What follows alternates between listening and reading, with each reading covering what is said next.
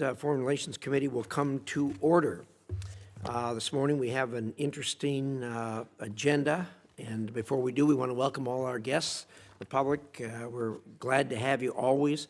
We do have a zero-tolerance policy for interruptions or attempt to communicate, but other than that, we're glad to have you here, and glad to have everybody's participation.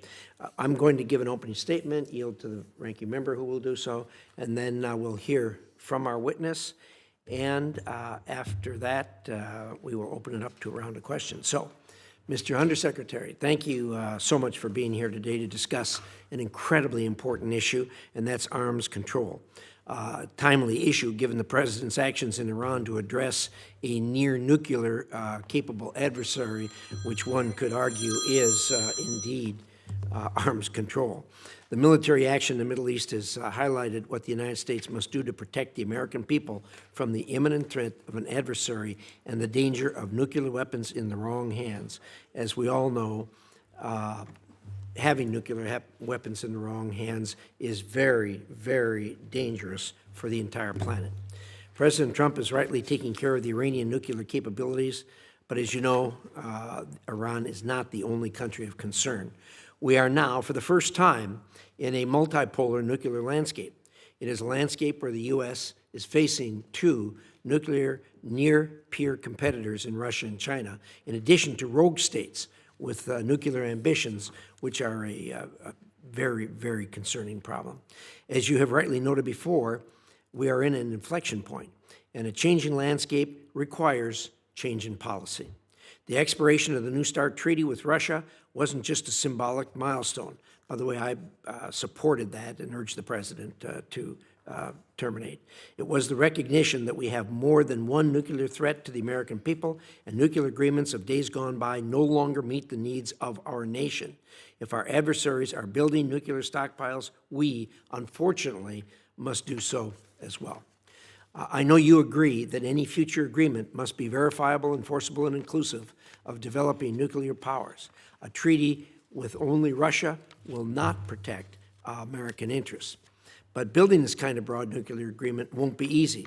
Russia is a serial treaty violator, and that's putting it kindly. It has failed to uphold its end virtually every treaty that it has signed. And China, too, is violating its treaty obligations under the Comprehensive Nuclear Test Ban Treaty and has the fastest-growing nuclear arsenal of any nuclear-armed state. This is a dangerous time, but fortunately, we have an administration that's up to the task. President Trump has stated clearly that future arms control must address both Russian and Chinese nuclear arsenals. And Secretary Rubio has laid out three foundations for any new arms control agreements that I think are spot on and worth noting here, as most things Secretary Rubio does. First, arms control can no longer be a bilateral issue between the United States and Russia. It must include China to be even remotely effective. Second, we will not accept terms that harm the United States or ignore nations who do not follow through on agreements in pursuit of a future agreement. It is pointless. Listen up, Russia. And third, we will always negotiate from a position of strength. We are the United States of America, and we will act like it. We need a credible, modernized nuclear program that deters our enemies from ever trying to intimidate us with their own nuclear weapons. But we need to do this while pursuing all avenues to fulfill the President's genuine desire for a world with fewer of these awful weapons, as Secretary has noted. Early in this administration, President Trump directed a landmark transformation of the State Department to reduce bureaucracy and structural inefficiencies that got in the way of effective foreign policy. The organization you lead now is able to align arms control, security assistance, emerging threats, counterterrorism, and counter-narcotics policies all under one roof to support America's national interests. As the inaugural Undersecretary for Arms Control and International Security, I hope that you will use this opportunity to provide this committee with an update on the reorganization and the state of our nuclear programs and negotiations as much as can be done in an open setting. Thank you for your service and that of your family, and I'll now turn it over to the ranking member, Senator Shaheen. Thank you. Thank you, Mr. Chairman, and welcome, Secretary DiNanno. Now that I know about your history, I will consider you an honorary Granite Stater. So we're delighted to welcome you to the hearing today. Last Thursday, almost 3 weeks into this war against Iran, the administration pushed through more than $16 billion in arms sales to the Middle East, and they did that by using emergency authority to bypass normal congressional review. What we know is that our Gulf partners are burning through interceptors at a staggering rate, using in a day what the United States produces in a year. We met with a number of our Gulf partners last week and heard that they are concerned about the availability of munitions. This is an emergency with respect to our munitions and weapons, I believe, and I think it's one that's driven by a lack of planning and a clear strategy. The United States is running through munitions as well here at home. In some cases, we have only about a quarter of the interceptors we need. I've been in briefings, and it's still not clear what the end goal of the war in Iran is. Without a clear end goal, we're making real trade-offs about where our resources go. We've seen these trade-offs already showing up in Ukraine, where it continues to adapt and is currently advancing against Russian forces. But U.S. support has become less predictable, and allies are increasingly stepping in to purchase and backfill American-made arms. According to Ukrainian officials, over 80% of their strikes are now carried out by drones. The battlefield is moving toward autonomous systems and drone swarms. In fact, Senator Kaine and I just were in a hearing that was classified, but is going to become open, but it was about how we are developing some of those developmental munitions, which are what we've been seeing in Ukraine and among our adversaries in Iran, from Russia, from China. But unfortunately, the support that we have in the U.S. is not keeping pace, and it doesn't stop with Ukraine. The broader security environment is becoming more dangerous. Russia is expanding and modernizing its nuclear capabilities. As we know, and the chairman alluded to, the New START treaty has been suspended. That ends inspections and provides increasing uncertainty. Russia has also deployed tactical nuclear weapons to Belarus, moving them closer to NATO and raising the risks. And we're hearing from a number of our NATO partners who are very concerned that within the next 5 years, Russia intends to advance on a NATO country. It's also testing new underwater nuclear systems that are harder to track and control. And at the same time, China is rapidly expanding its nuclear capabilities.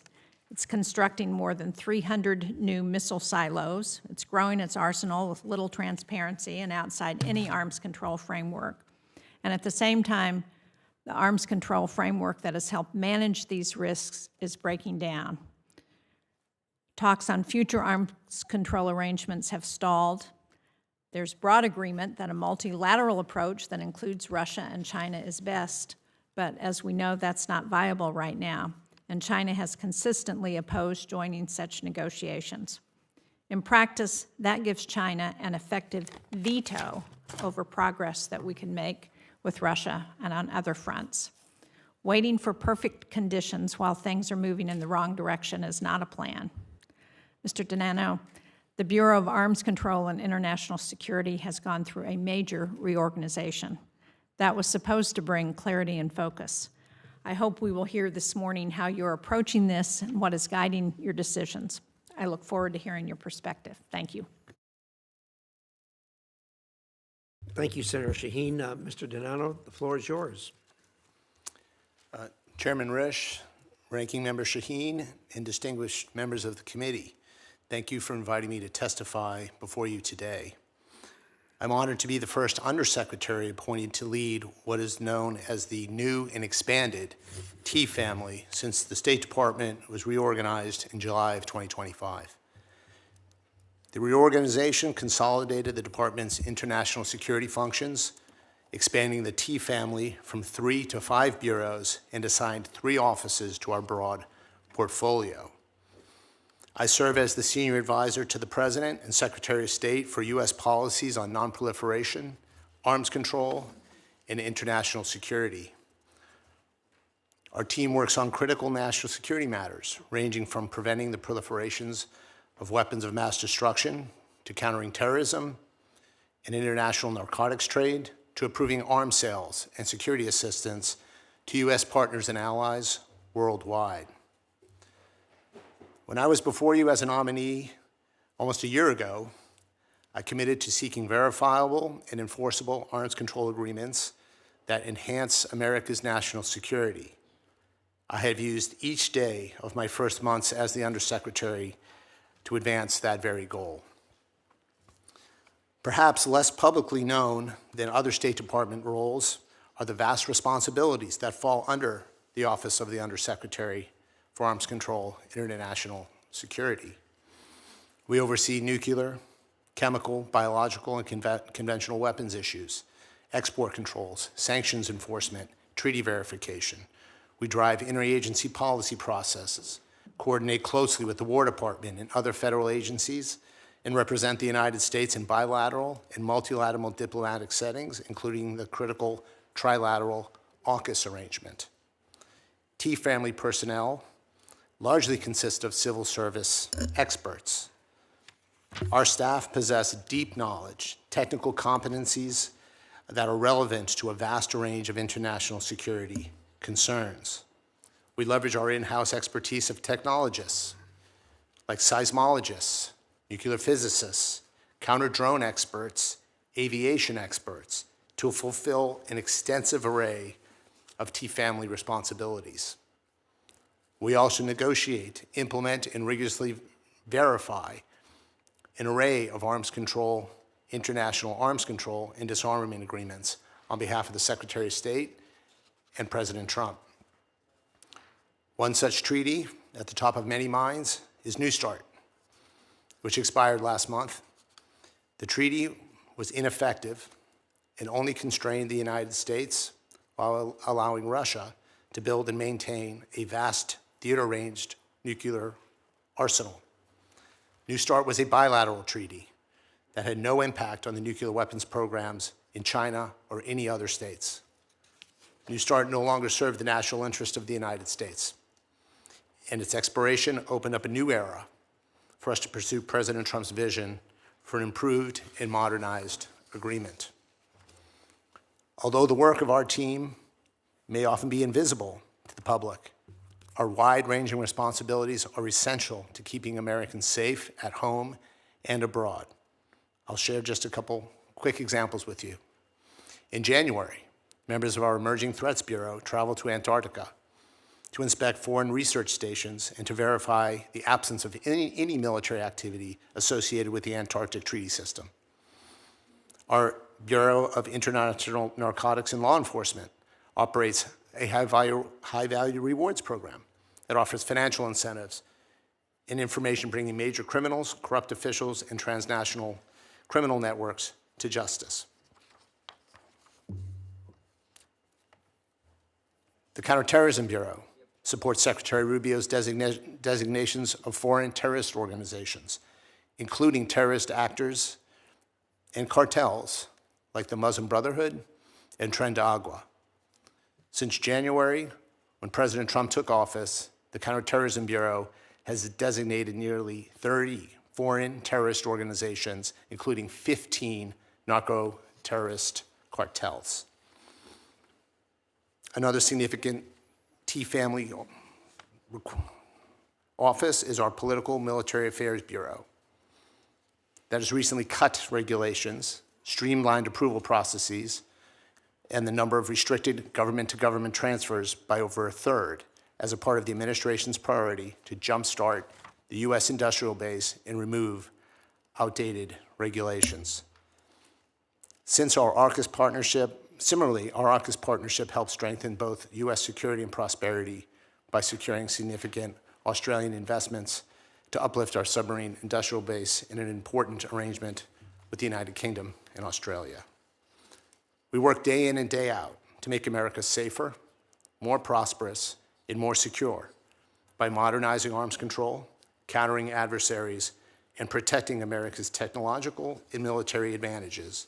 And we will continue to deliver measurable results to the American people. I look forward to your questions. Well, thank you so much. We certainly appreciate your expertise here and great background on this. I agree with virtually everything you said, with one exception, and that is that you said that the New START treaty did not restrain any country on the planet. I would disagree with that. It restrained us. We were the only ones that kept our word under that agreement, and as we know, Russia was just totally loose under that.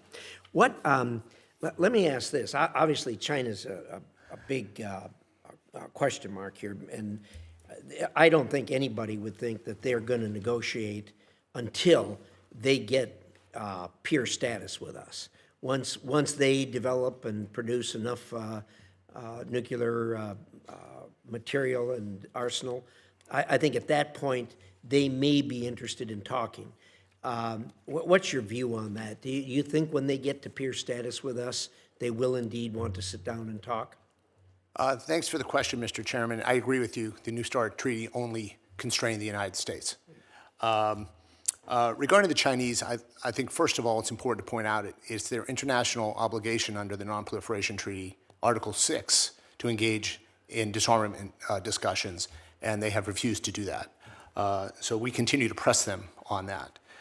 Regarding the growth of their stockpile, as you said in your opening statement, we no longer view this as a bilateral problem.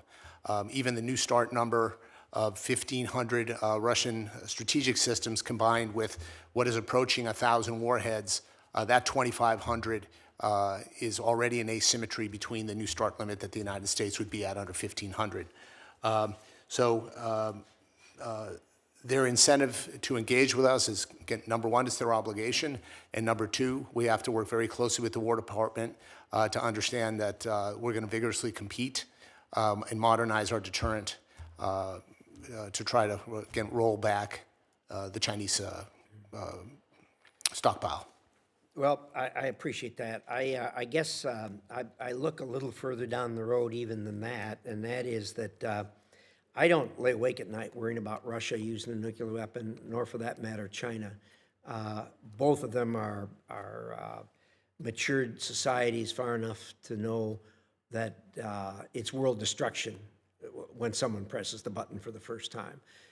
What I worry about are the rogue countries that either have an ambition, or even non-state actors that have an ambition to get a nuclear weapon and use it. And of course, once one is used, who knows what that's going to set off. So let's assume for a minute the best, and that is that once China gets to the point where it feels that it can sit down and negotiate and reach a reasonable agreement, and Russia comes to the table and the three of us get to a point where we have an agreement we can live with, what do you think that the possibilities are, or the likelihood that the three of us together will then look to the other countries that have nuclear weapons and say, look, the three of us are going to help police the entire planet's arsenal of nuclear weapons? Do you think that's a reasonable possibility to look forward to in the future?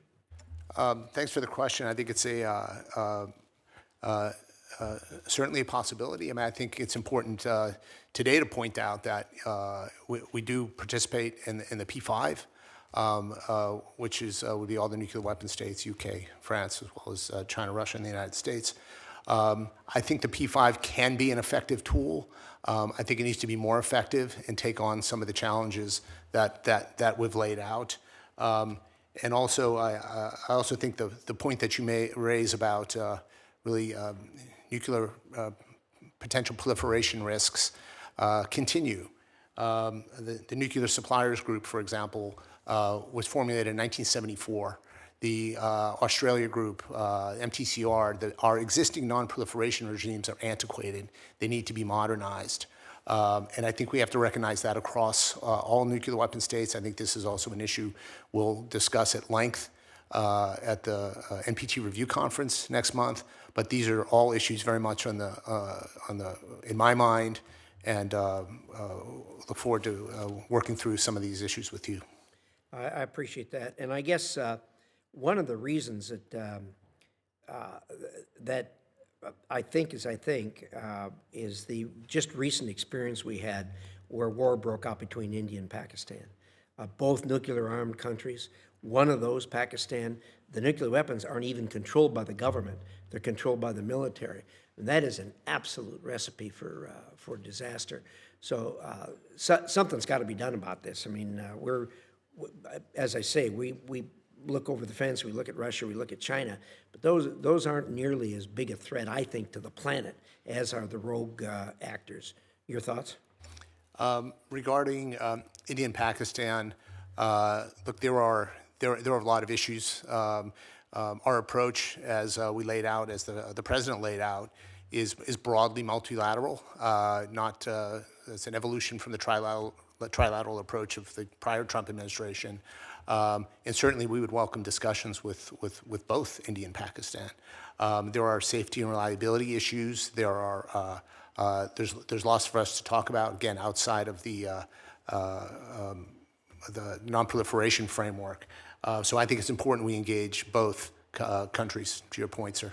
Well, I agree with that, and the president agrees with that. You noticed when that war broke out, both he and the secretary waded into that really, really quickly, and were instrumental in bringing that to an end very quickly. And they recognize the dangers that countries like this have that possess nuclear weapons, particularly if two of them get into it with each other. Senator Shaheen. Well, thank you, Mr. Chairman, and I certainly agree with you that the threat, the more alarming threat, is probably from non-state actors and from countries that have not been part of a previous controlled regime around nuclear weapons. And I certainly agree with you, Mr. DiNanno, that we need a new way to think about it. But we had a hearing here in December where our witnesses, they had some disagreement, but I think there was general appreciation for the fact that if China is not willing to join discussions and Russia is, why would we not go ahead and start engaging with Russia? Because they have more nuclear weapons right now than China does. What we've heard from some sources is that China doesn't intend to engage in nuclear talks until it is on parity on nuclear weapons with the United States. So it seems to me that there would be some benefits as we're looking at upgrading the nuclear non-proliferation guidelines to going ahead and engaging with some of those countries that pose a concern for the United States. So how do you answer that? So we've not put any limits on our approach, our multilateral approach. It doesn't shut off any bilateral engagements that might lead to this to a multilateral approach. And Are we engaging, however, in those? Because there's a difference between saying, yeah, if somebody wants to come and approach us, we're happy to engage, and are being proactive about how we engage with other countries. Oh, yes, ma'am. Again, as I mentioned earlier, our engagement in the P5 is ongoing. Again, that's always a challenge, but I think it needs to, like some of our other regimes, needs additional attention and additional caregiving. And again, the Russians and the Chinese, as well as UK and France, are all involved in these discussions. So there that would be a multilateral venue. And again, we have not shut off any channel that would exist for a bilateral engagement. Again, I think it's important that we keep all our options open, and I think the president's policy has clearly done that. Well, thank you. While I appreciate that the threat of nuclear weapons is a concern that has much greater ramifications, the reality we're seeing right now, whether it's in the war in Ukraine, in Iran, in other parts of the world where conflict is existing, is that warfare is changing and that the weapons are changing, and that the bigger threat right now may not be those nuclear weapons, it may be the other weapons that are being used. We really pushed our European allies to step up their own defense and on Ukraine. And they have. Right now, they spend more than we do supporting Ukraine. And they're spending that money on American weapons.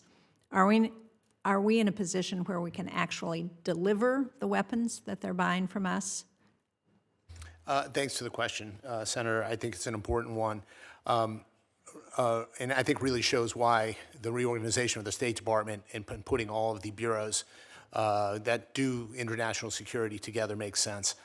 Because I think in relation to our political military bureau and the work that we're doing to modernize our defense industrial base, we have released 2 executive orders.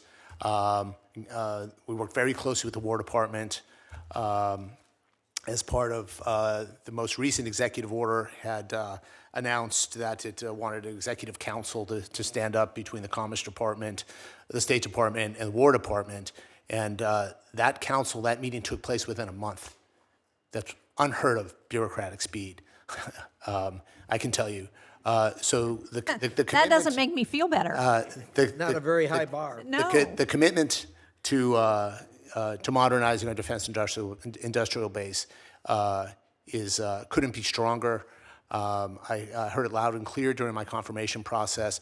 The State Department role here is to make sure that our regulatory approach doesn't constrain our allies and partners, that the demand signal from every part of the government, from this committee, from my leadership, was to move faster and to provide more capability. I think our recent America First arms transfer strategy is a really good iteration on that, that for our partners and allies around the world, it might not always require our most exquisite platform, might not require an F-35, might not require a Patriot system, but there are other systems that are certainly good enough, that complement existing U.S. posture in the region, and that can send a demand signal to industry to stand up other capabilities. So again, the State Department piece of this is to open up the aperture, take on a little more risk, and move faster. That really is dwarfed by the reforms they're making in the War Department. And Under Secretary Duffy and his team are making drastic reforms. We work very closely with them. I'm on a call with them weekly, driving change, driving integration. So it is a priority for us. And again, I think it's not going to happen overnight. And it's not going to be easy or painless. I think we need to work together, the administration and the Congress, there may be some legislative relief we may need along the way here, but it's absolute national security imperative, not only for the security of the United States, but as well as our partners and allies. And I think this is what you're seeing play out. Thank you, Mr. Chairman. Senator McCormick. Thank you, Mr. Chairman, Ranking Member, and Mr. DiNanno, thank you for being here. We're in the middle, obviously, of this active conflict with Iran, and Iran has a record of global menace and nuclear proliferation that's well established. But it's worth discussing now, I think, how we'll monitor and evaluate Iran's nuclear, drone, and missile capabilities following the conclusion of the military campaign. The recent launch of an Iranian missile on Diego Garcia now puts European capitals within direct range of the regime's missiles. In addition, the DIA concluded even prior to Operation Epic Fury that Iran had developed space-launched vehicles that could use to develop a military viable ICBM by 2035, should Tehran decide to do so. So first question to you is, how are you engaging with our NATO allies to update their threat assessments and perceptions regarding Iran, the missile threat, and what arms control regimes are viable to constrain Iran's ability to threaten Europe? Thanks for the question, Senator. The first question is, I just got back from Europe last week, extensive meetings with the British and the French. I've had multiple engagements with other NATO allies, the Germans, the Danish, the Dutch, the Polish, you name it. We are actively involved. I was telling the staff earlier, this is really the bulk of my time and my job is to engage foreign partners. Certainly NATO is a huge part to that. And we need to be, again, extremely clear our support to NATO. I think the president has been, and we need to continue to double down on that. The second part of your question, look, I've given this a lot of thought. I'm very troubled when I look across. I mentioned this a little bit earlier. Across our non-proliferation regimes are all antiquated. Nuclear Suppliers Group was formed in 1974. The MTCR, 1987. The Australia Group, which addresses chemical and biological threats, in 1985. I mean, this my entire adult life. So we're trying to shove 2026, 2030 next generation problem set into an old business model. So I really, I'm currently chairing a group inside the State Department on how to modernize, for example, the MTCR. I'm personally overseeing that because that's a regime where we have to be extremely concerned that we're not constraining our allies and partners more than we are the adversary. And I think there's hard questions to ask. So I look forward to working with you and your team on soliciting ideas. I don't want to predetermine the outcome of that engagement. There may very well be elements, and I'm sure there will be, that we need to maintain, but it absolutely needs to be modernized. Rethinking, yeah. I agree with that. According to the Director of National Intelligence 2026 Annual Threat Assessment, Russia is developing anti-satellite nuclear weapons, which the intelligence community describes as the greatest single threat to the world's space architecture. So, Undersecretary, how should the United States respond to the expanding threat of outer space weapons, challenges by peer and near-peer adversaries, and which arms control approaches, along with risk reduction measures, offer the most promise given the expiration of the New START treaty? Thanks for the question, Senator. Again, very important question. Specifically to the Russian outer space system, I don't want to get into too much detail here in an open forum, but what I can say is that any deployment of that system would be a violation of the Outer Space Treaty. So sort of, directly focused on sort of the arms control piece of it. The Russian exotic systems are getting crazy, even for the Russians.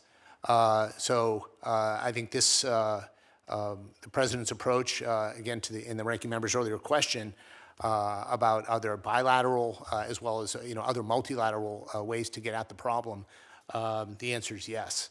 That's obviously a system that diplomatically we would aggressively pressure the Russians, and I'm sure it'll come up in our P5 engagement, which is imminent. Again, I don't want to talk too much more about the Russian capability in open forum, but certainly the exotic systems, the underwater system, the Poseidon, the Burevestnik, which is their nuclear-powered cruise missile, these are all systems that fall outside of New START, to your point, that we need to have a direct conversation with the Russians, and I'm sure we will. Thank you. Mr. Chairman, I'll yield my remaining 10 seconds. We'll gladly accept that, Senator. Senator Keene. Thank you, Mr. Chair, and thanks for holding this hearing.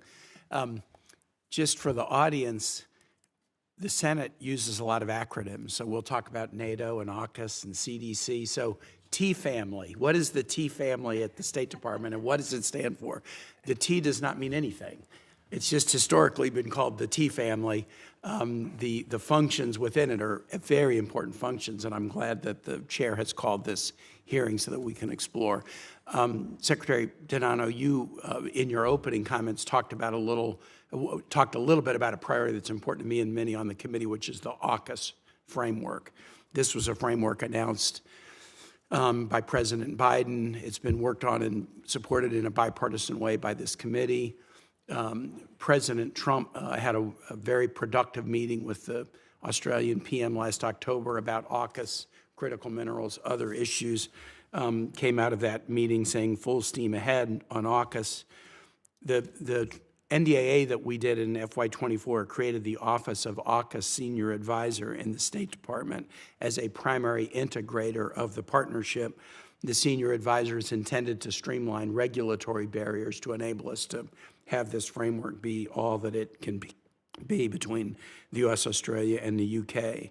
So how are you attempting to empower that senior advisor position to develop and cement the AUKUS partnership?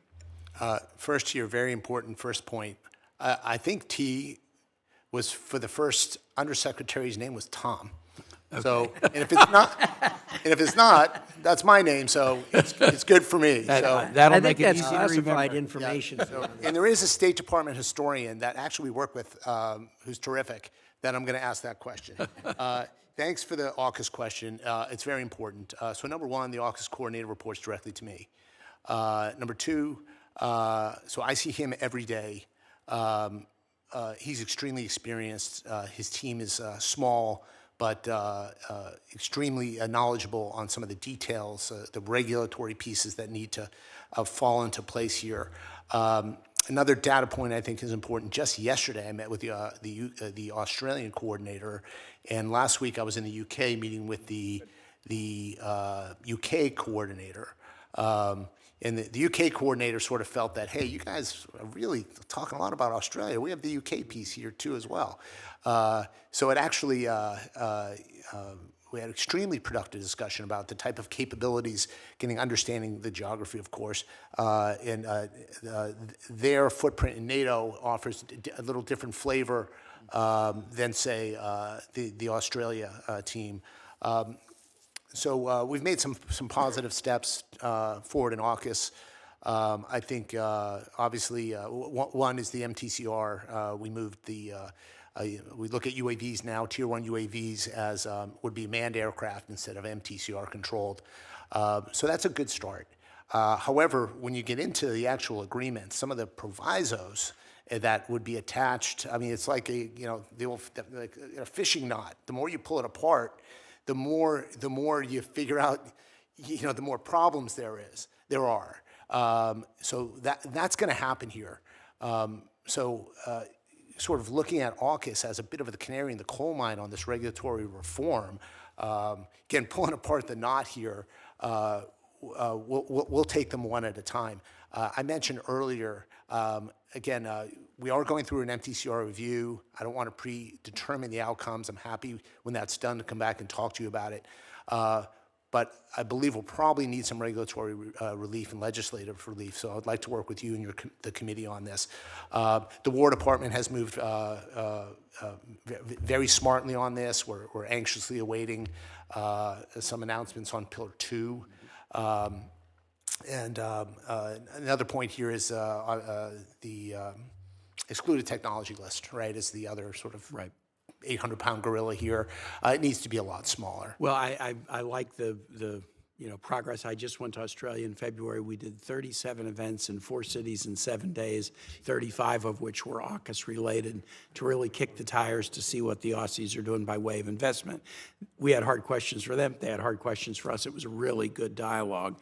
One of the areas, just to put 2 on your radar screen that continues to be important, is the implementation of the ITAR reforms.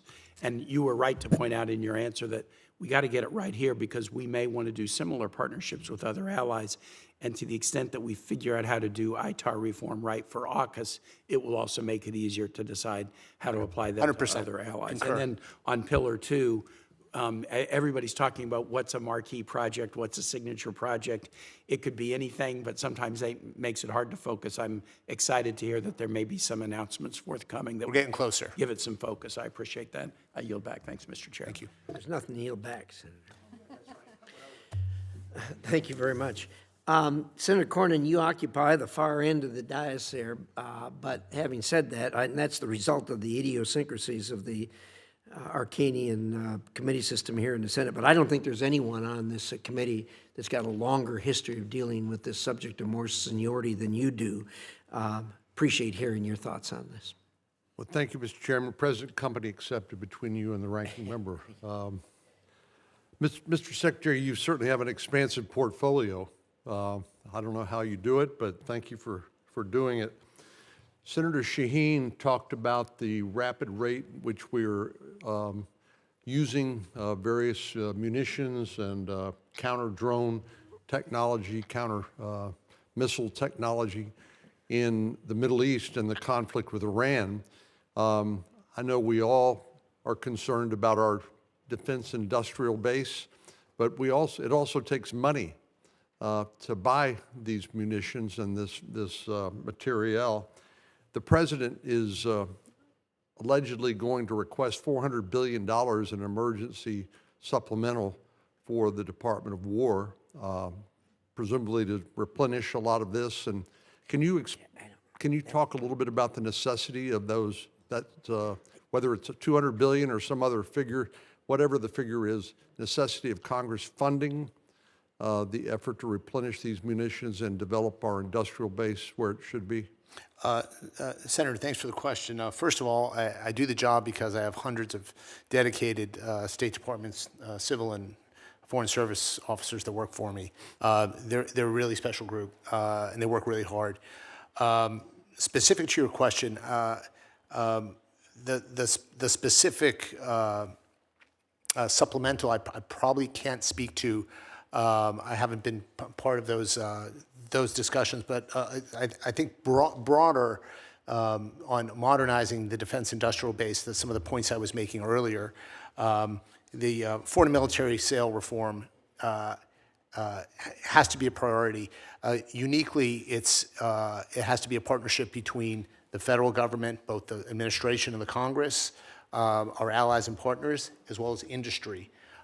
So I think, again, this is a little bit outside of my purview at the State Department. The War Department has really leaned forward on this and are looking towards some extremely unique arrangements with industry on how to get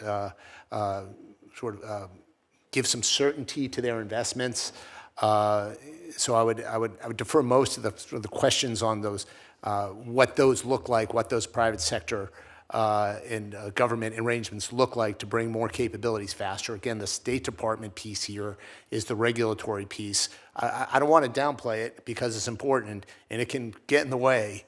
Again, the demand signal that I've gotten, again, across, again, from the committee to my leadership is to open up the aperture and make more capabilities available. And again, the War Department and the administration are doing some extremely creative financing to bring more capabilities to our forces and to our partners and allies. I'm not sure that answers your question directly on the supplemental, but I don't want to get that wrong. Thank you. I just want to make the point we're going to have to come up with the money to pay for it. Congress is, one way or the other. So the New START treaty, I agree with the comments that you and others have made that Russia cheats and thus but also the president's determination to somehow bring China into those negotiations and for any new arms control treaties in the future. What's it going to take to get China engaged, in your view? It's a great question, sir. Thank you. So I think the president's broad view, and he's been extremely forward-leaning on this, is he wants to see fewer nuclear weapons in the world. And that's a good place to start. Again, the problem with New START, again, not to sort of repeat what we've already talked about a little bit, is it only covered part of the Russian stockpile and none of the Chinese stockpile. So I think there's two points to make here. Arms control and non-proliferation are one side of the coin. The other side of the coin, of course, is the War Department and a vigorous modernization effort, which is ongoing, that will bring new capabilities across the spectrum. I think 150 B-21s will get the Chinese attention. I think hundreds of LRSO will get their attention. Admiral Correll testified in front of the House Armed Services Committee, I think, last week and went through exactly what that modernization looks like. I don't think anyone wants an arms race. I know the president doesn't. He's been very clear. He wants to see fewer nuclear weapons. But if the Chinese continue this breakout, again, and they're approaching parity, again, this isn't a 2040 problem. It's very much becoming a 2030 problem that we will compete vigorously across the spectrum of modernizing our nuclear forces.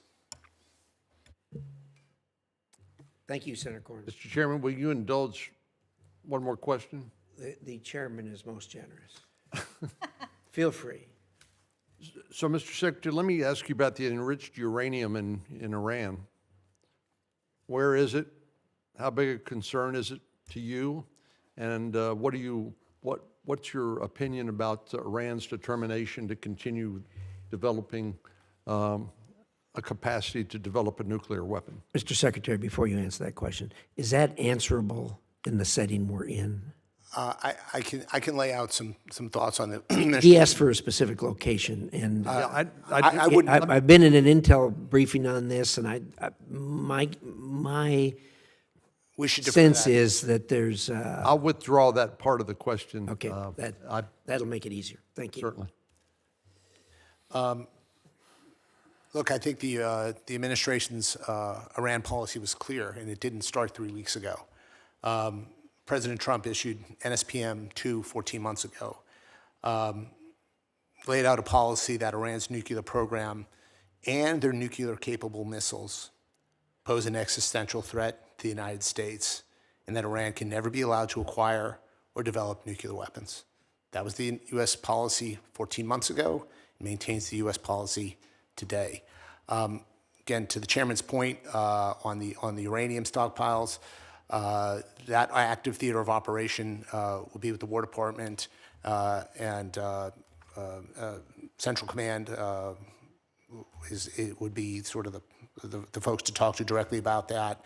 What we do at the State Department and inside the again the T family bureaus, we would support the IAEA.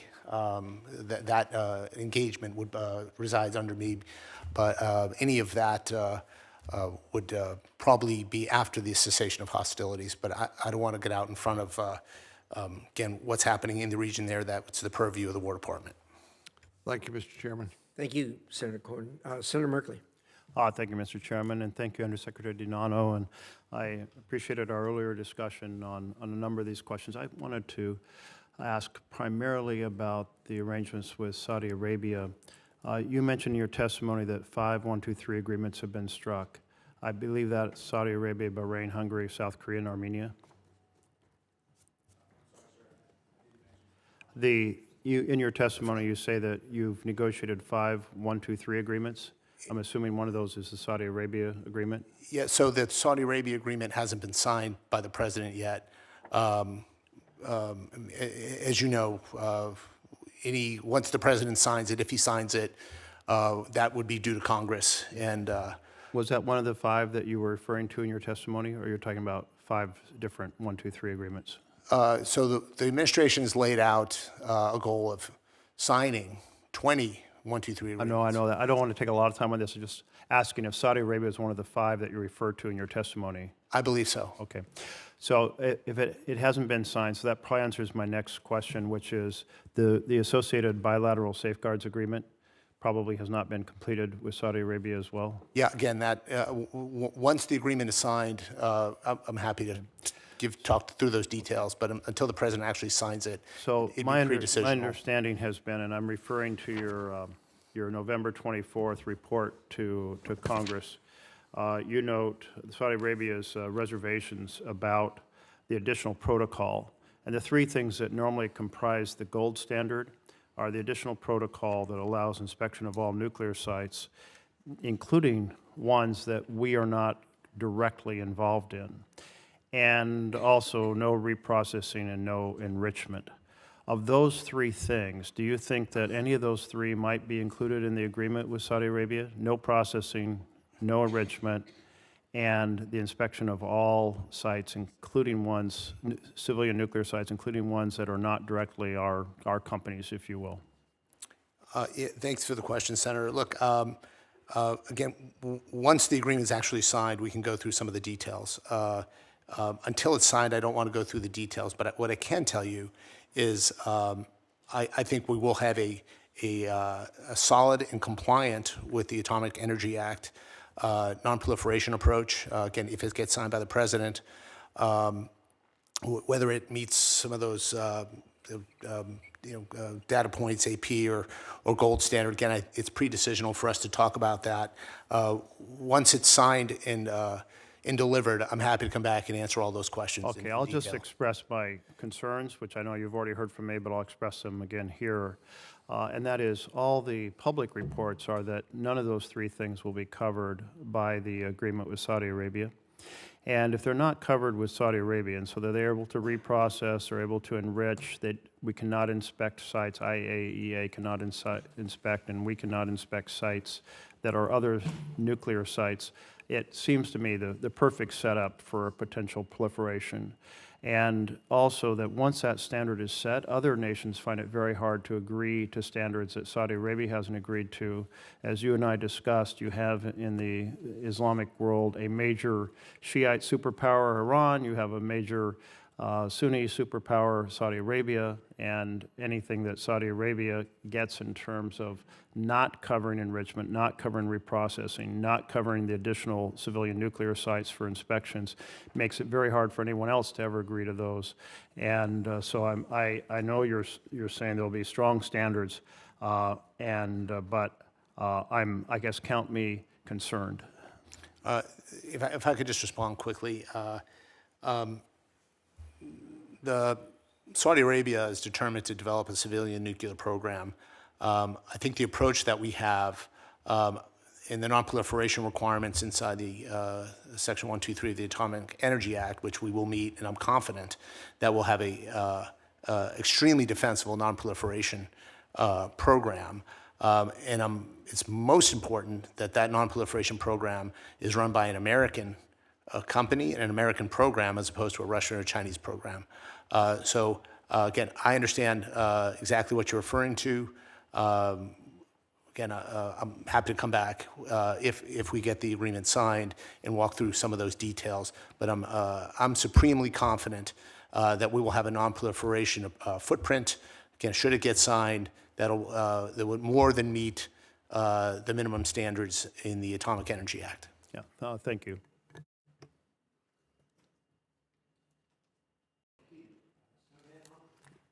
Thank you, Mr. Chairman. Secretary DiNanno, good to see you. And I just want to underscore the concerns raised by Senator Merkley regarding reports that the administration is talking about going into a nuclear cooperation agreement with Saudi Arabia without the gold standard 123 standards. That, of course, is what we required of the UAE and other recent countries. And if we're really concerned about non-proliferation, it seems we should have the strongest standards.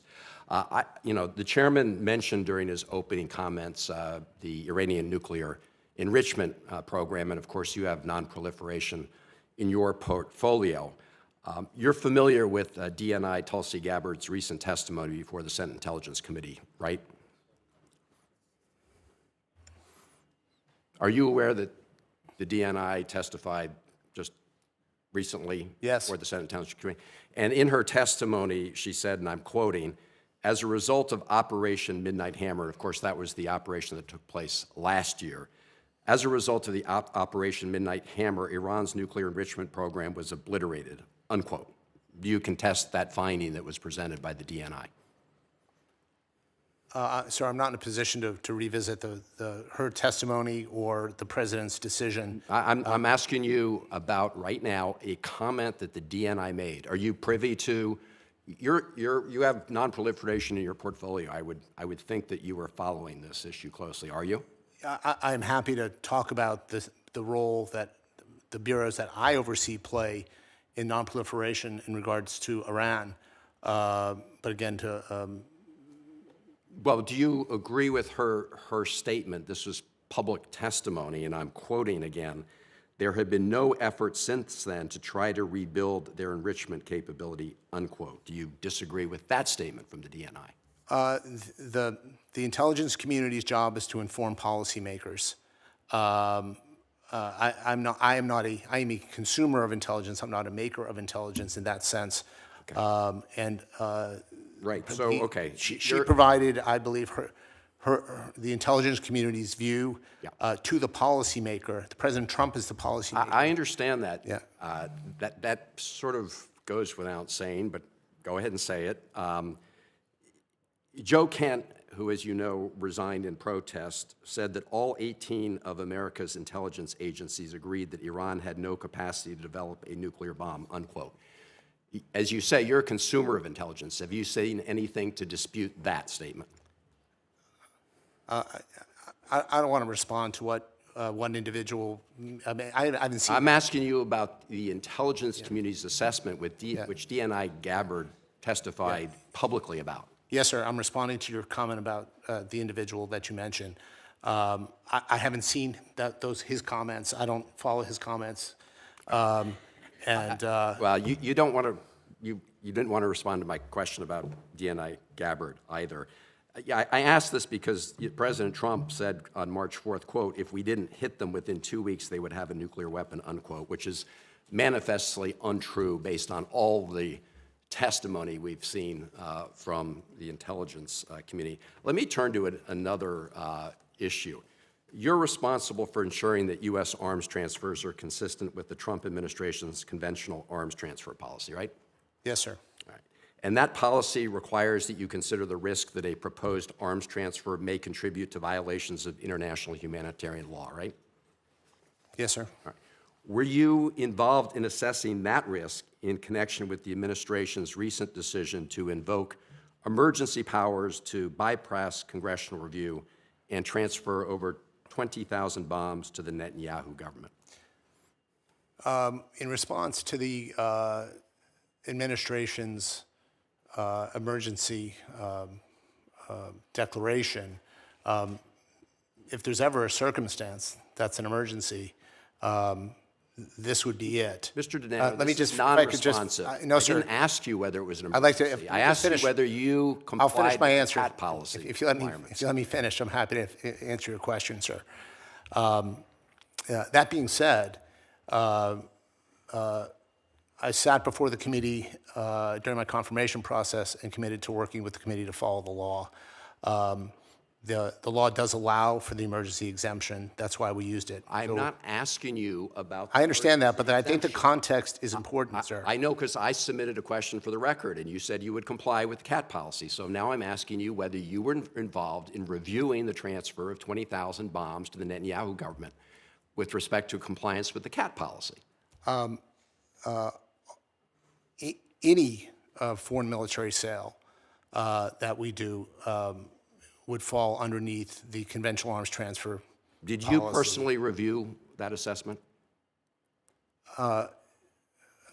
Again, Senator, the emergency declaration, No, not the emergency declaration. Did you review the assessment regarding whether or not that transfer of 20,000 bombs complied with the CAT policy? everything that we do complies with the law. Did you personally, or were you personally involved in that review? I was involved with the transfer, and anything that we would do would be consistent with our CAT policy, which is compliant with the law. So I'm going to take it as a no that you did not personally review whether or not that transfer complied with CAT policy. Did you personally review that? You can take it any way you want. Well, did you? I've already told you I was involved with the policy. I oversee the Political Military Bureau. Okay. Did you personally review? I review hundreds of arms sales. I signed hundreds of them. The emergency declaration, again, it was consistent with the law. And most importantly, I think it's important for the committee that we lay out, we're not trying to establish a new norm that will continue to address, on a case-by-case basis, look at emergencies if they exist, just like the Biden administration did in 2023. I'll finish. Use the same I'm not authority. asking No, sir. Let me finish my comment. I think But it's I'm important. not asking you about the I know, but emergency I'm authority. trying to address your concern. No, you're actually. Yes, sir, I am. Are you concerned that Israeli Defense Minister Katz said with respect to Lebanon that they were going to use the, quote, Rafah model in Gaza? Does that concern you? I'm not familiar with that comment. Well, it's a matter of public record. Could you take a look at it and get back I would to me? happily look Let me at know if that concerns you. Yes, sir, I'm happy to look at it. Thank you.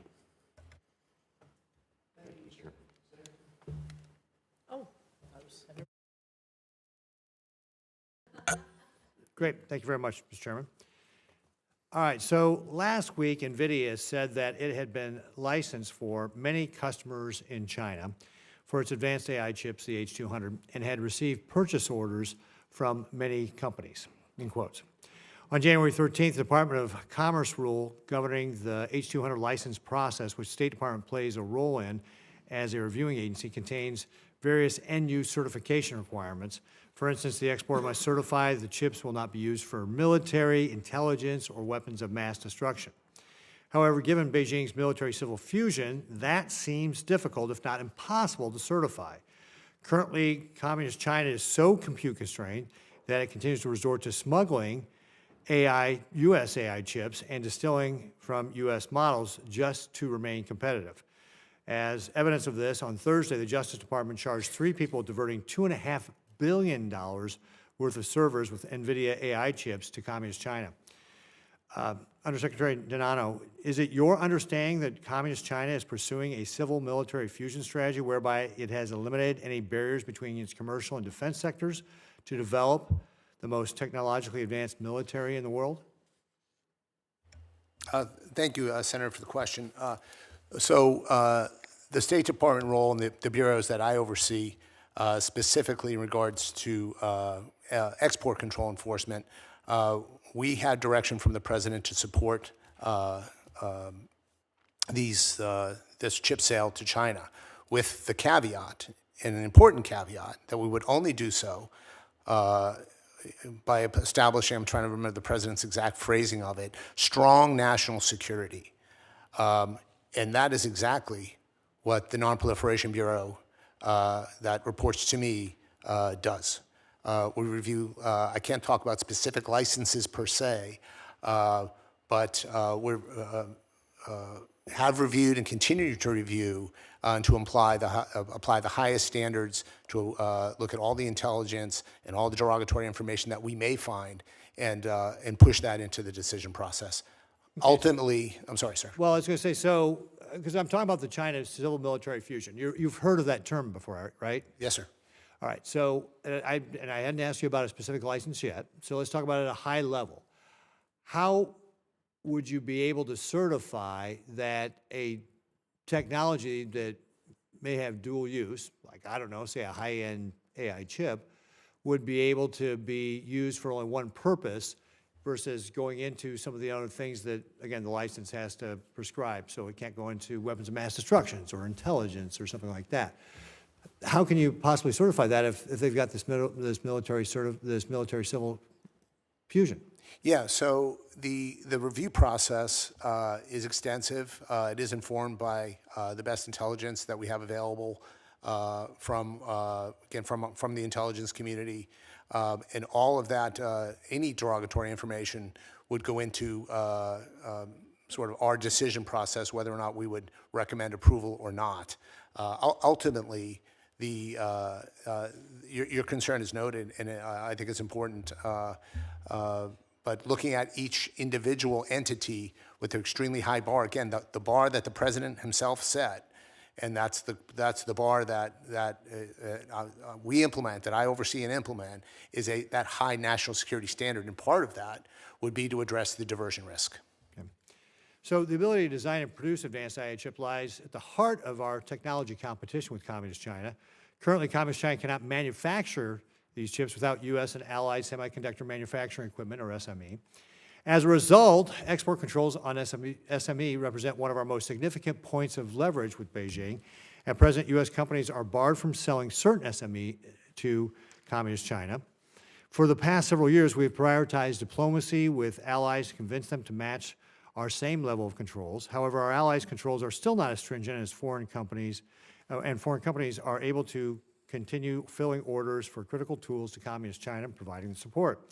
This misalignment uplifts Chinese chip-making capabilities, helps Communist China maintain existing advanced allied tools, and shifts markets away from American firms. And given the AI is a dual use, it contributes to the enhanced capabilities for the PLA, posing serious national security threat. Do you agree that ensuring our allies have fully aligned our export controls on SME to ours is critical for national security? Senator, thanks for the question. We have extremely active diplomacy with our allies.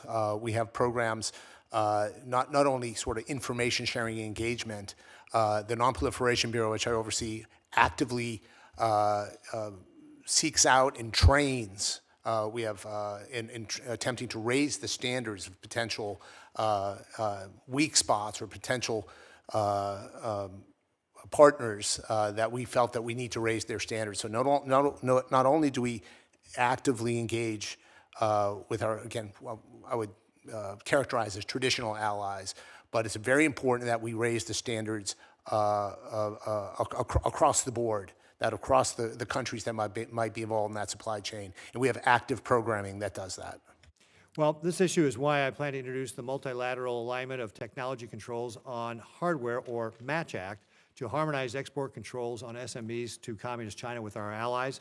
The MATCH Act will ensure that if an adversary cannot build a tool themselves and not be able to buy it from the U.S. or our partners, I hope that my colleagues will join me in this effort so that the United States and not Communist China can lead the world in AI. Thank you, Mr. Chairman.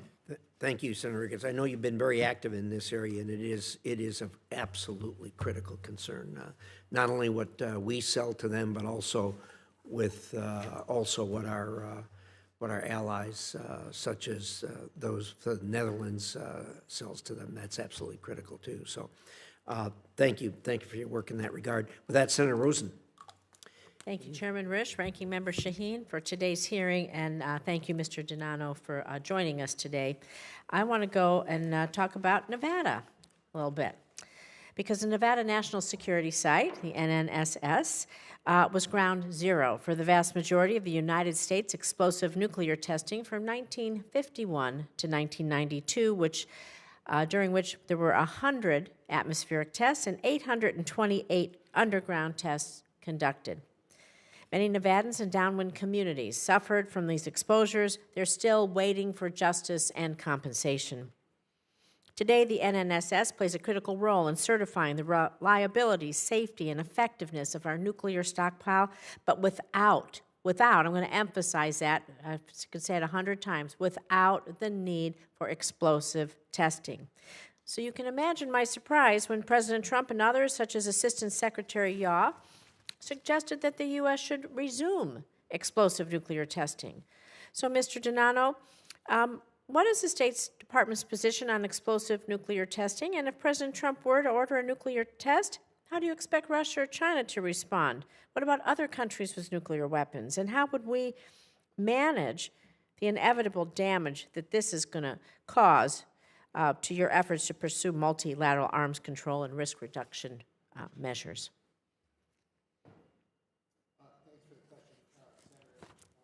Sorry. Thank you, Senator.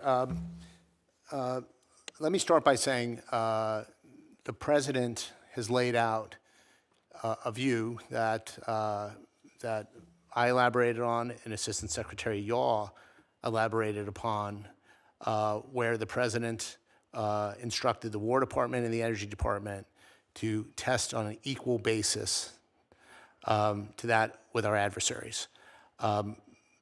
The backdrop of that is important to understand, that both the Russians and the Chinese are testing at yield. And I can tell you that in our U-1A tunnel and the radiographic things that we have there and the new kinds of technology we have adequately, without explosive testing, ensured the capabilities of our nuclear stockpile.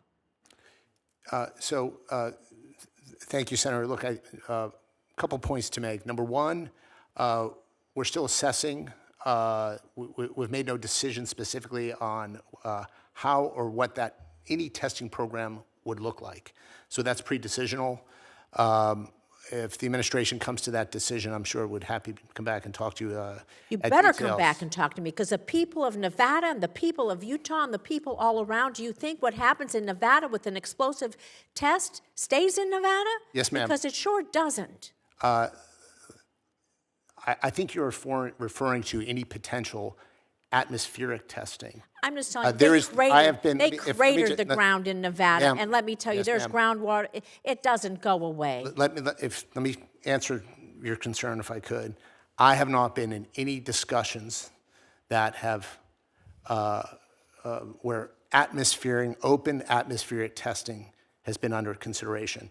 The testing, any testing, is under consideration. Again, it is currently pre-decisional, But the president has laid out, and I think it's important to understand that the United States Well, it's is important to at- understand that he better come talk to us in Nevada if he's planning to do that. Yes, ma'am. Because the people of Nevada have a stake in that. The people of I Utah have a stake in that. And I will look, everybody, Idaho, right above us, Texas, the wind, everything goes around this country, trust me. I understand that, ma'am, and I appreciate your concern. I'll move on to something else. Well, I wanna- hold on, I want to address that. I think it's important.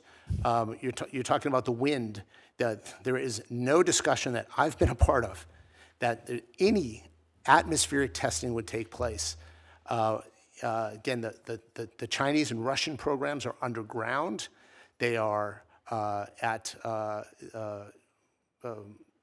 yields that I can't talk too much about in this open hearing, but for example, the Chinese underground testing program would be in the hundreds of tons. No discussions that, again, I've been part of would in any way talk about winds or downrange. That is, I've heard nothing to that effect. Well, you would understand my. Of course I would. My concern. Yes, ma'am. About the need for a visual Of besides a course. ground cratering in. And we have made millions of billions of dollars of investments in radiographic and other technology using math, using physics, using science to be sure that we ensure the integrity of our nuclear arsenal. We have been very specific in that, and I'm glad to take you down there if you haven't been to see what they're doing and how they're doing it before you enter into more of these Yes, discussions. ma'am. I'd happily go there. I know what they do there.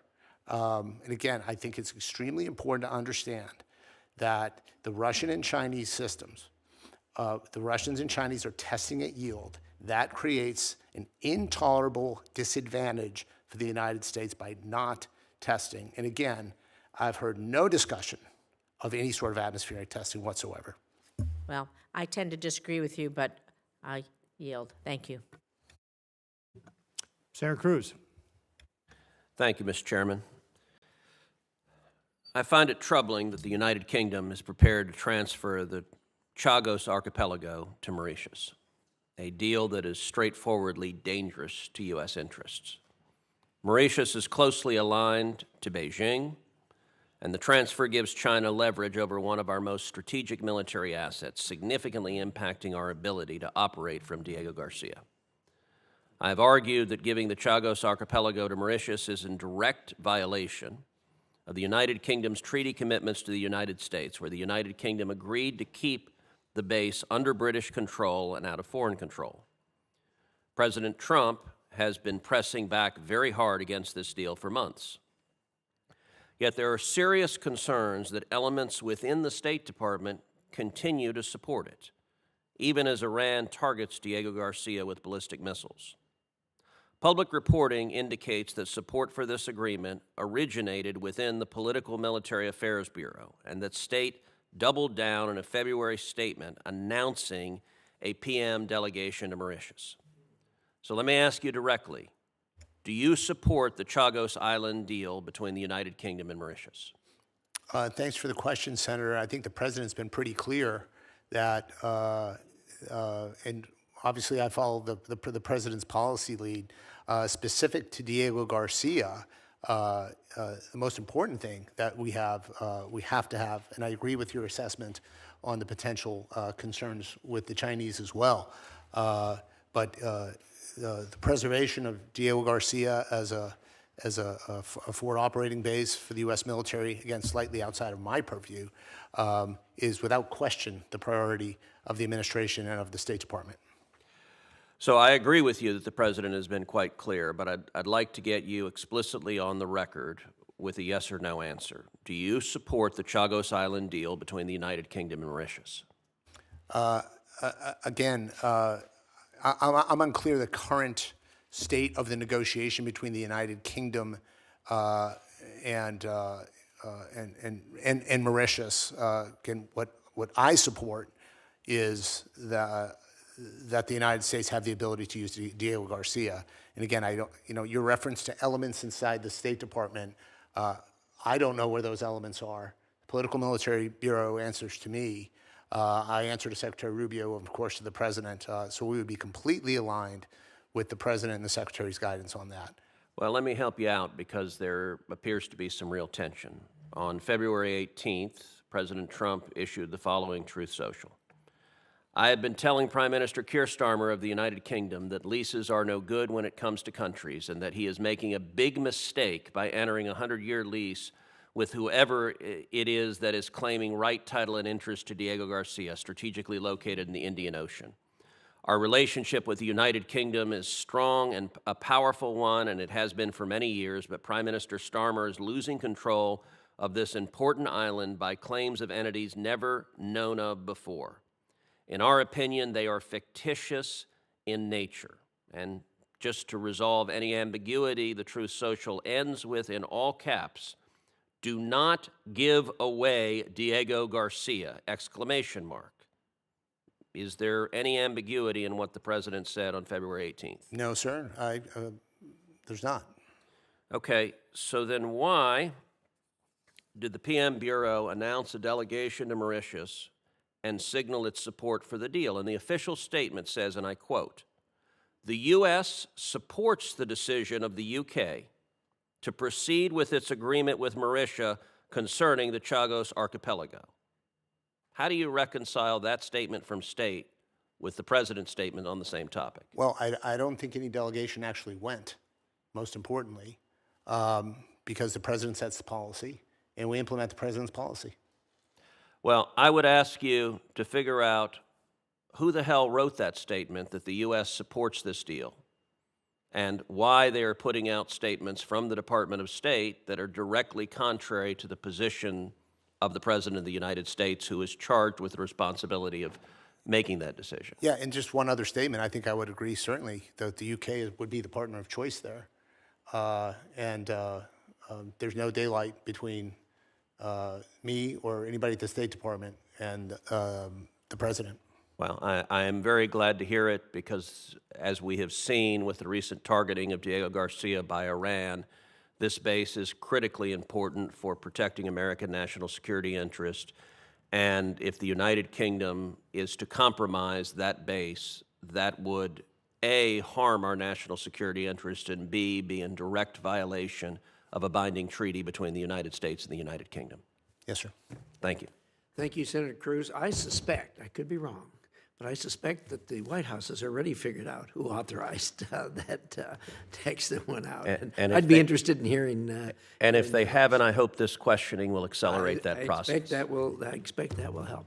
So thank you so much for appearing here today. I think this was incredibly important hearing, and appreciate a good airing of these issues. Obviously, it's ongoing, and it's going to be something that's going to be around for a long time, and we look forward to working with you as we go forward on all of these. So thanks much. For the information of the members of the committee, the record will remain open until the close of business tomorrow, March 25th. And if we get any of the questions, I'd ask you to respond to them as quickly as possible. Again, with the thanks of the committee, we appreciate it. This committee is adjourned.